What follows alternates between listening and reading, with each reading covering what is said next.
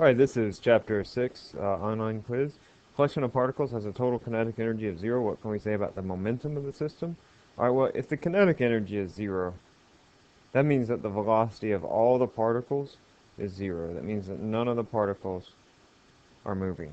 And if none of them are moving, then we can say that the momentum is 0. However, if the momentum was 0, and we'll see this in a question later, if the momentum is 0, that means either say this is our system of particles, that our particles are not moving, or it can mean that our particles are moving with a momentum that's equal and opposite. Now in this case, the kinetic energy would be 0, but here the kinetic energy would be greater than 0. However, since kinetic energy is a scalar quantity, that same logic doesn't apply, that if our kinetic energy equals 0, then none of the particles are moving.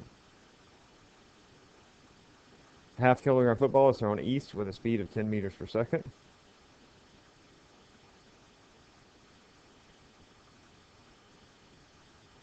I want to know a stationary receiver whose mass is 100 kilograms catches the ball and brings it to rest in 0.04 seconds. What is the magnitude of the acceleration of the football? So here's our receiver. He catches it and brings it to rest in this amount of time. Now, we given the mass of the catcher, or the receiver rather, but that's irrelevant. So I just want to know what is the magnitude of the acceleration of the football. So I say my force is equal to my change in momentum. My force equals my change in momentum over my change in time. This is a vector quantity. My change in momentum, my final momentum will be 0. My initial momentum will be the mass times the velocity, so 0.500 times positive 10 meters per second. Divided by my change in time, which is 0.040 seconds. And this will give me my 5 over 0.04. So 125 newtons. Right, so that's my force, but this doesn't ask for the force, this asks for the acceleration. So I know F equals ma. 125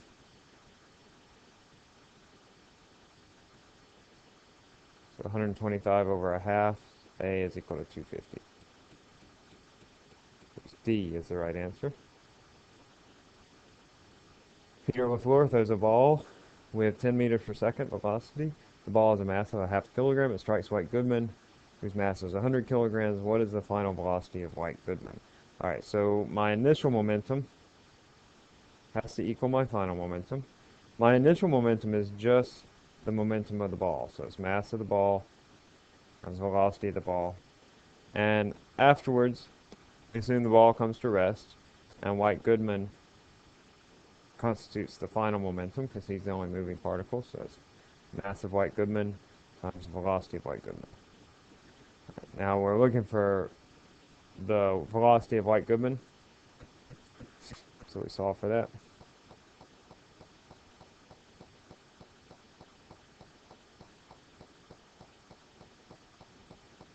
That's a half a kilogram.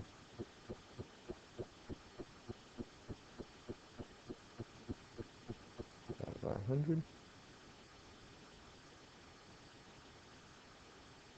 0.05 meters per second.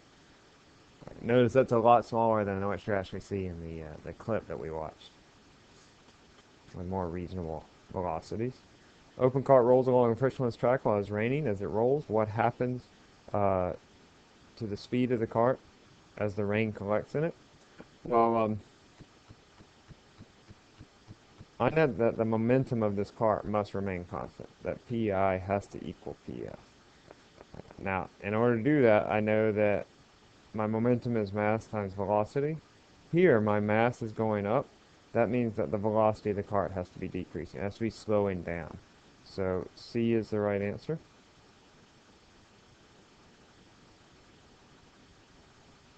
System of particles known to have a total kinetic energy of 0. What can you say about the momentum? We've already had this. It's 0 because the particles aren't moving. System of particles known to have a total momentum of 0. It doesn't necessarily follow that the kinetic energy of the system is also 0. No. And the reason is that with total momentum of 0, it can mean either the particles are not moving or it can mean that they're moving in opposite directions, giving them equal but opposite momentum. Two objects have the same momentum. Do the two objects necessarily have the same kinetic energy? No.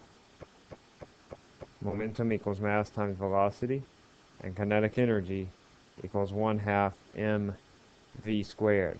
So for example, an object with a smaller mass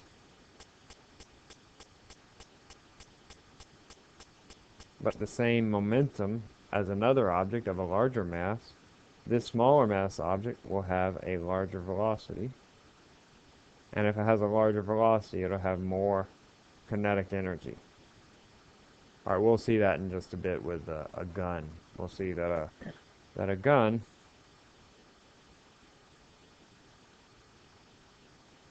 has the same momentum in that direction as the bullet.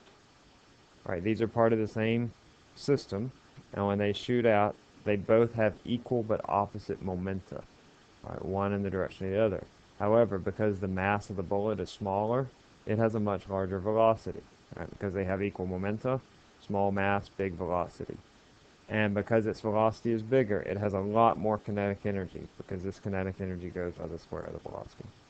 We'll see that in just a bit. A net force of 200 newtons acts on a 100 kilogram boulder, and a force of the same magnitude acts on a 130 gram pebble. How does the rate of change of the boulder's momentum compare to the rate of change of the pebble's momentum? Well, we know that F is equal to the rate of change of the momentum. This is the rate of change of the momentum, and that's equal to the force. And if they both have the same force, they're going to have the same rate of change of momentum. All right, here we want to know, how does the rate of change of the boulder's velocity compare to the rate of change of the pebble's velocity? The rate of change of the velocity, delta V over delta T, that's equal to the acceleration. Now they both have the same force, and I know F equals ma. So the object with the bigger mass, like the boulder, has a smaller acceleration.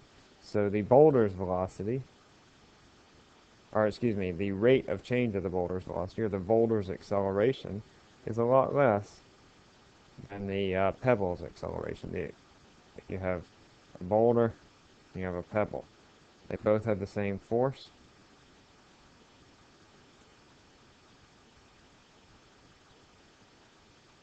Alright, but this one is going to have a really big acceleration, and this one will have a little bitty acceleration.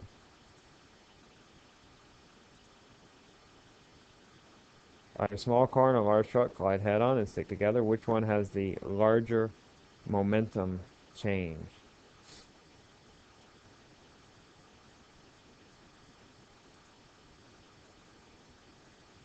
Alright, this one's a little bit trickier. I'm going to think about this in terms of Newton's third law. So in Newton's third law, it says that when these two objects collide, they're going to feel an equal but opposite force. Right, so the car will exert a force on the truck, and the truck will exert a force on the car, and those will be equal but opposite. Now those forces might result in different accelerations because they're much different masses. But when they collide, they're going to experience the same force. Right? They're going to experience the same force. As a result, because of this idea that F is equal to delta P over delta T, if they experience the same force in the same amount of time, then they're going to experience the same change in momentum. They experience the same force in the same amount of time, and so they experience the same change in momentum. So the answer here is C.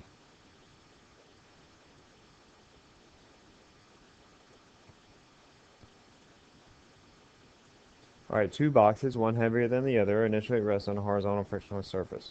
The same constant force acts on each one for exactly 1 second. Which box has more momentum after the force acts? Alright, this goes back to our definition, F is equal to delta P over delta T. They have the same force acting over the same amount of time, so they're going to experience the same momentum. Now they will not have the same velocities, however, because one of them, which has a smaller mass, will experience a greater acceleration.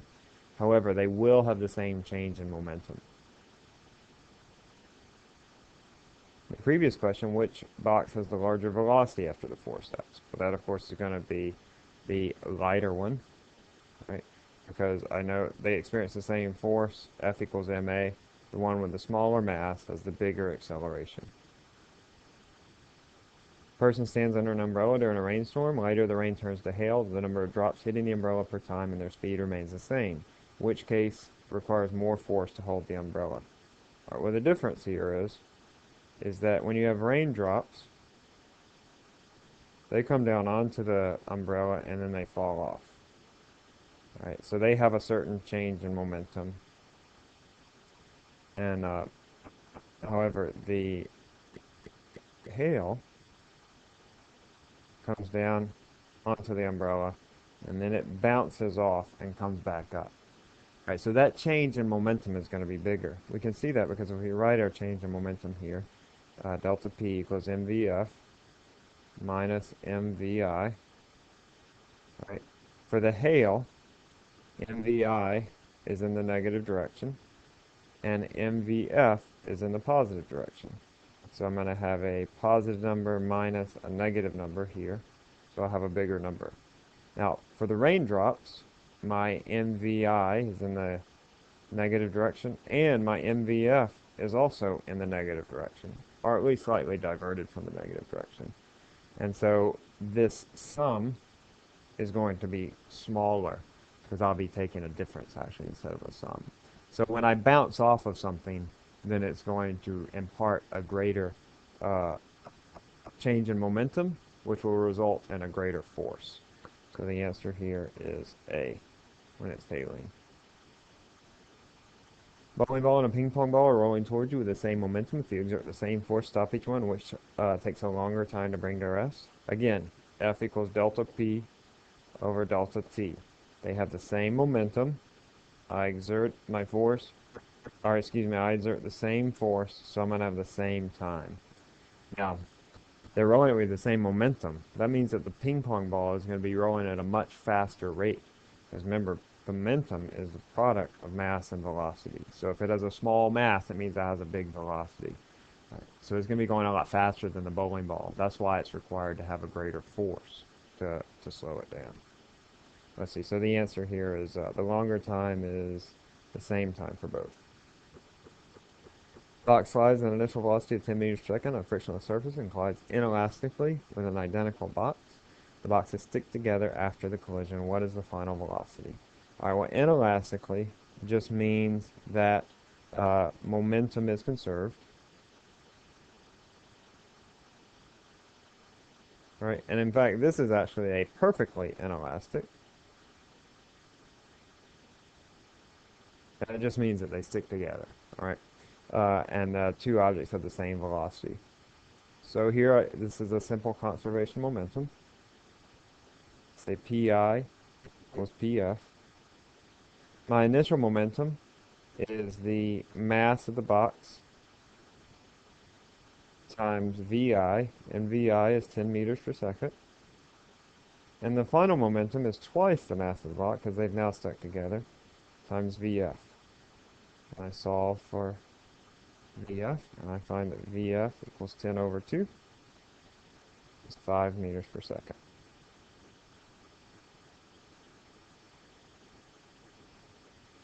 Uranium nucleus at rest undergoes fission and splits into two fragments, one heavy and the other light. Which fragment has the greater momentum? All right, well, right here, the momentum equals 0.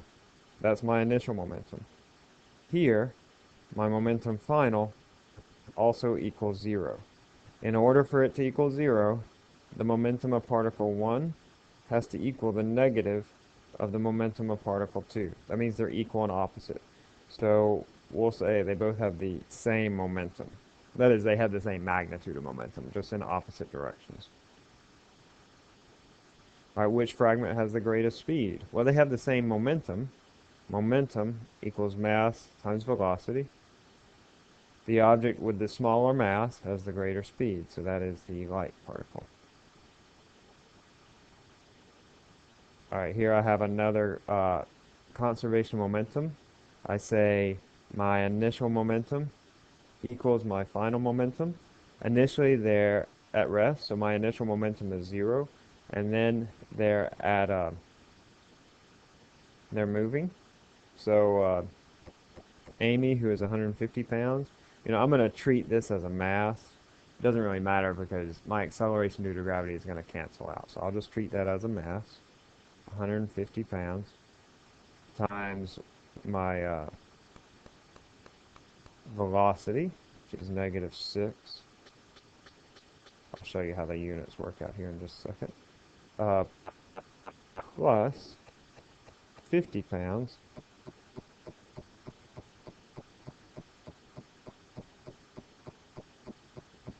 times V2. Alright, so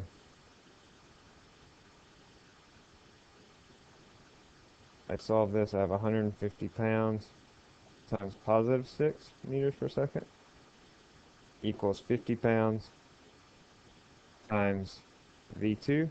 Notice that my units for pounds, they cancel out. So I've used a value that's not really the mass, but it's related to the mass. And so, but it doesn't matter because the units cancel out. So that's 150 over 6 over 50 equals V2. 3 over 6, which is 0.5 meters per second. Oh, that's not right. Oh, it's not over 6, it's times 6. 3 times 6 over there. So that's 18 meters per second. And that makes sense. The lighter girl is going to be going faster. Cannon sits on a stationary railroad flat car with a total mass of 1,000 kilograms. When a 10-kilogram cannonball is fired to the left at a speed of 50 meters per second, what is the recoil speed of the flat car? Again, another conservation of momentum. Pi equals Pf. Initially, everything's at rest, so the momentum is 0. Then, my 10-kilogram cannonball is fired in this direction at 50 meters per second. So the momentum of that is going to be 10 kilograms times -50 to the left, plus 1,000 kilograms times the final velocity of the flat car. So let's see, this is 500 equals 1,000 Vf, so Vf equals 0.5 meters per second. 500 over 1,000, that's B. The bullet is fired from a gun. The bullet and the gun have equal and opposite momentum.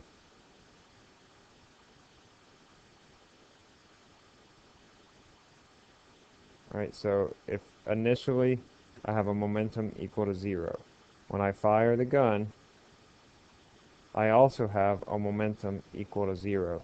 That means that the momentum of the bullet is in that direction, and the momentum of the gun is equal but opposite in the opposite direction. Alright, so that is true. It's always true because this is a type of collision, alright, where I can apply the conservation of momentum. And the reason that the bullet is deadly is because it has a smaller mass and hence a bigger velocity than the gun. Obviously, it's going a lot faster. And since kinetic energy is 1/2 mv squared, since the velocity is squared, that causes the kinetic energy to be much greater than the kinetic energy of the gun. I think we actually have a homework problem about that.